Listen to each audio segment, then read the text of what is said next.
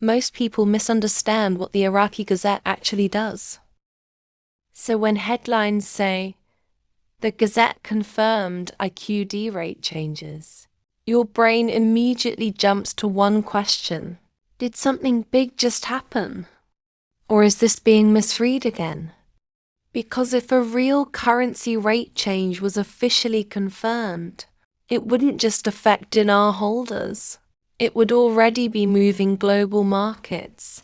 So let's slow this down and look at what was actually published, what the Gazette can legally confirm, and why this matters far more than most YouTube headlines suggest. When people hear Iraqi Gazette confirmed it, they assume the debate is over. But in finance, official documents don't mean what most people think they mean. Today, we're separating what's legally confirmed from what's being emotionally assumed, using real context, not speculation. Let's slow this down for a moment.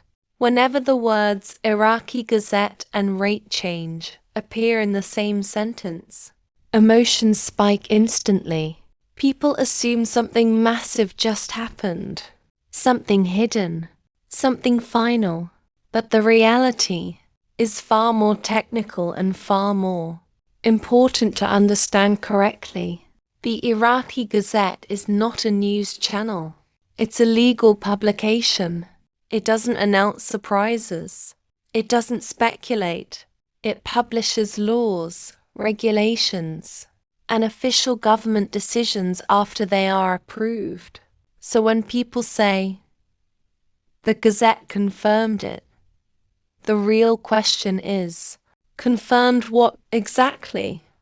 Let's start with what was actually published. Recent Gazette entries relate to budget execution rules, financial procedures, and banking regulations tied to Iraq's monetary system. These documents often reference exchange rate mechanisms, government accounting values, central bank coordination, dollar auction reforms. This is normal. It happens regularly, and it does not automatically mean a revaluation. Here's where confusion starts. The Gazette often mentions official accounting, rates used internally by the government. These are not market exchange rates. They're used for budget calculations, oil revenue accounting, government contracts, ministry reporting. This does not change what you get when exchanging IQD at a bank. Let's use simple math to ground this. Iraq's current exchange rate is roughly 1,300 IQD per USD.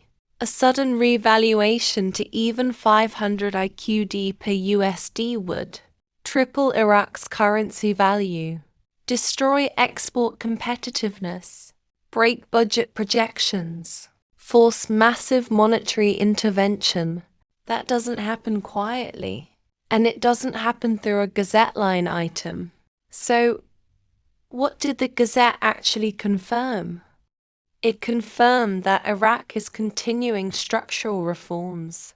This includes reducing reliance on cash, strengthening banking oversight, aligning with IMF requirements, improving foreign exchange controls. These are foundational steps, not final outcomes. They support stability, not sudden wealth. Now let's talk psychology because this matters.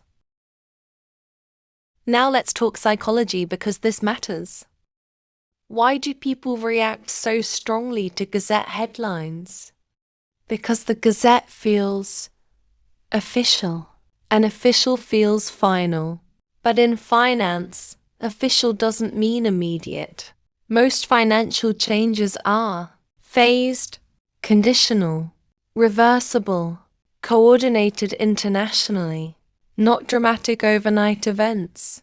Here's the uncomfortable truth. If an IQD rate change were truly game-changing, it would be reported by major global financial media. It would involve the IMF and World Bank publicly. It would impact Forex markets immediately. None of that has happened. That doesn't mean nothing is happening. It means changes are incremental, not explosive. Long-term impact matters more than headlines. Iraq is slowly rebuilding financial credibility. That supports trade, investment, currency stability. But stability and speculation are not the same thing, and confusing the two leads to disappointment. So what should IQD holders realistically understand? Holding IQD is not a guaranteed wealth event. It's a long-term macroeconomic exposure with risk. The Gazette confirms process, not payoff. That distinction protects you from false expectations. Let's end with perspective. Serious investors don't chase moments. They watch systems. They don't react to emotional headlines. They read context. And they understand that real financial change is slow, technical, and often boring. If this explanation brought clarity instead of excitement, you may want to stay for future videos. You can subscribe if you want, not for hype, but for calm, factual discussions about money and markets.